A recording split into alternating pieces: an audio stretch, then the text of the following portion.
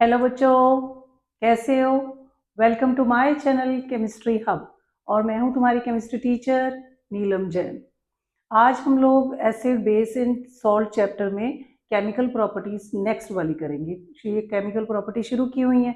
पिछली वीडियो में मैंने दो केमिकल प्रॉपर्टीज करवाई थी कि what happens when metal react with acid and what happens when metal carbonate और metal hydrogen carbonate react with acid. तो अगर जिन बच्चों ने वो वीडियो नहीं देखी पहले उसको देख लो और फिर आज वाली वीडियो देखना। ठीक है बेटा, आज हम करेंगे what happens when acid react with base. Acid when react with base then what happens, क्या होगा बेटा।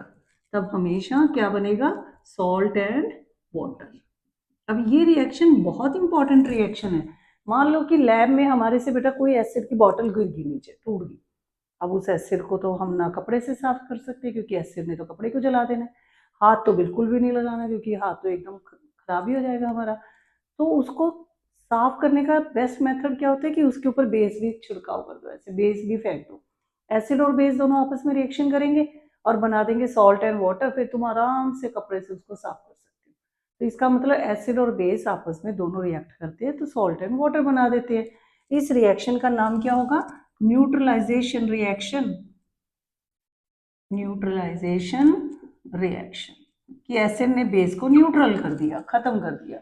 बेस ने एसिड को खत्म कर दिया, एसिड ने बेस को खत्म कर दिया। अब इसके लिए एक एक्टिविटी हमारी दी हुई है। एक्टिविटी है उसका नंबर 2.6। उसमें उन्होंने बोला है कि एक तुम टेस्ट ट्यूब लो,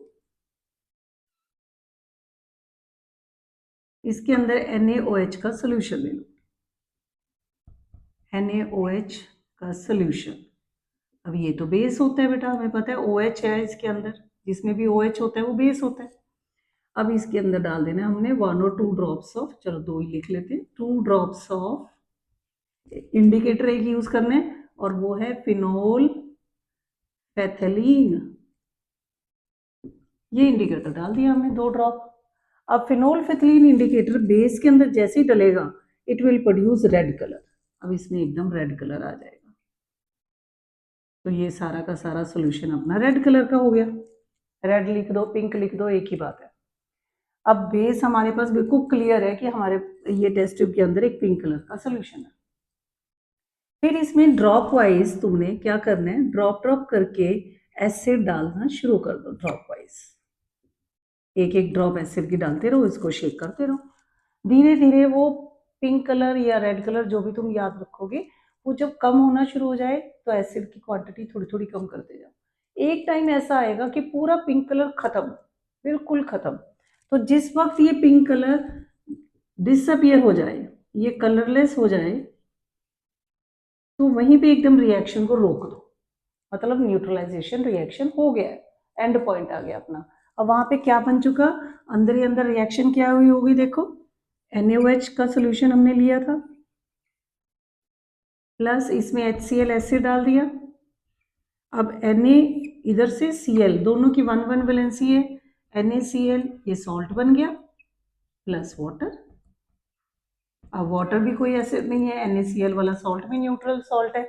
इस जब इसका कलर बिल्कुल खत्म हो जाए तो तुम इंडिकेटर से भी चेक कर सकते हो। वो कैसे चेक करोगे, ब्लू इंडिकेटर का पेपर लो, ब्लू लिटमस वाले का, और लिटमस वाले को इसके अंदर डिप करके देखो, ये कुछ नहीं फर्क पड़ने वाला। फिर रेड लिटमस का लेके देखो पेपर, उसको डिप करके देखो, उसका भी कलर नहीं चेंज होगा। तो मीन्स अब अंदर ना तो एसिड है ना बेस है, रादर वहां पे क्या बन चुका, salt and water. So this reaction is known as neutralization reaction. So whenever an acid react with base, it produce salt and water. उसके बाद नेक्स्ट इसमें हमारे एक्टिविटी दी हुई है 2.7 पे कि जो मेटल के ऑक्साइड्स होते हैं वो एसिडिक होते हैं कि बेसिक होते हैं, वो चेक करना है हमें। मेटल बेटा हमेशा बेसिक ऑक्साइड बनाएगा और एसिड बनाएगा एसिडिक ऑक्साइड। तो उसके लिए दो इन्होंने वहाँ पे अपने को रिएक्शंस एक्सप्लेन की हुई हैं और एक एक्टिविटी भी है।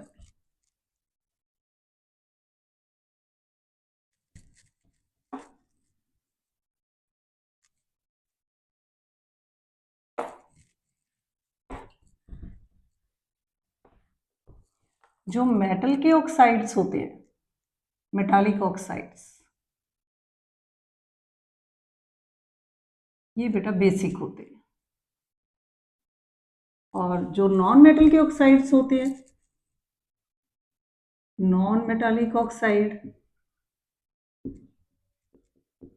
दे आर एसिडिक इन नेचर। अब ये कंफर्म करना है हमने। अब मेटालिक ऑक्साइड वाले के लिए एक एक्टिविटी तुम्हारे दी हुई है, एक्टिविटी 2.7। उसमें उन्होंने हमें बोला कि एक फिर टेस्ट ट्यूब लो बेटा। इस टेस्ट ट्यूब के अंदर तुमने ले लेना कॉपर ऑक्साइड का सोल्यूशन। ये ब्लैक कलर का होता है। कॉपर ऑक्साइड ले लिया हमने सोल्यूशन के फॉर्म में। अब इसके अंदर तुमने क्या करना है, चलो ये फिर हम इसके अंदर, क्योंकि बेसिक ऑक्साइड है तो कोई ना कोई एसिड डालना पड़ेगा, इसमें HCl डाल दो। जब हमने इसके अंदर कॉपर ऑक्साइड में HCl डाला, अब क्या हुआ, कॉपर Cl से रिएक्शन करेगा, कॉपर की वैलेंसी 2, Cl की 1, फॉर्मूला बना CuCl2 प्लस वाटर। अब जो ये कॉपर क्लोराइड बना, इसका नाम है कॉपर क्लोराइड। ये किस कलर का होता है, bluish green in colour, blue green colour. जो ब्लैक चीज थी वो कैसी बन गई, ब्लू ग्रीन कलर की बन गई, ब्लूइश ग्रीन कलर बोल दो इसको। तो इसका मतलब यहाँ कलर ही चेंज हो गया सारा। तो इसका अगर ये एसिड से रिएक्शन करा है तो पक्का ये कोई ना कोई बेसिक चीज होगी। तो मेटल के ऑक्साइड कैसे होते हैं, बेसिक होते हैं। अब नॉन मेटल के ऑक्साइड के लिए आ जाओ। नॉन मेटल का ऑक्साइड हमारे सिलेबस में है कार्बन डाइऑक्साइड। कार्बन एक नॉन मेटल है, उसका ऑक्साइड बना लिया हमने। ये एसिडिक है, इसको प्रूव कर रहे हैं। अगर ये एसिडिक है तो एसिड से तो ये रिएक्शन नहीं करेगा, तो बेस से रिएक्शन करेगा। अब बेस से रिएक्शन करने के लिए कौन सी एक्टिविटी हम करते हैं कि कार्बन डाइऑक्साइड लो और इसमें तुम बेस डाल दो। अब बेस कौन सा लिया हमने, कैल्शियम हाइड्रोक्साइड। ये 2.5 एक्टिविटी है। ये पिछले वीडियो में भी मैंने बनाई थी, क्योंकि ये तब अपन टेस्ट किया था कि कार्बन डाइऑक्साइड बनती है जब कोई भी एसिड मेटल कार्बोनेट से रिएक्शन करता है। तो उस गैस को चेक कैसे कर रहे हैं, तो वहाँ पे गैस निकली थी कार्बन डाइऑक्साइड। तो कार्बन डाइऑक्साइड को चेक करने के लिए हमने यूज़ किया था लाइम वाटर। वही सेम एक्टिविटी बेटा यहाँ पे यूज़ होगी कि जब हमने कार्बन डाइऑक्साइड को चेक करना है तो क्या क्या क्या करेंगे हम लोग। तो calcium hydroxide low, this is lime water. अब कार्बन डाइऑक्साइड को जब इसके अंदर से पास किया तो लाइम वाटर तो एकदम मिल्की हो गया, CaCO3 प्लस वाटर बना, सॉल्ट एंड वाटर ही बनता है। तो ये मिल्कीनेस आ गई इसके अंदर। क्वेश्चन आ जाता है कि मिल्कीनेस क्यों आई, क्योंकि वहां पे CaCO3 बन गया था। अब अगर मैंने इसके अंदर और ज़्यादा कार्बन डाइऑक्साइड पास कर दी, नहीं रुके भाई, एक्सेस कार्बन डाइऑक्साइड पास कर, तो मिल्कीनेस गायब हो जाती है बेटा। अब मिल्कीनेस क्यों गायब हो गई, क्योंकि वहां पे बन गया CaHCO3 ट्वाइस, मिल्कीनेस डिसअपियर।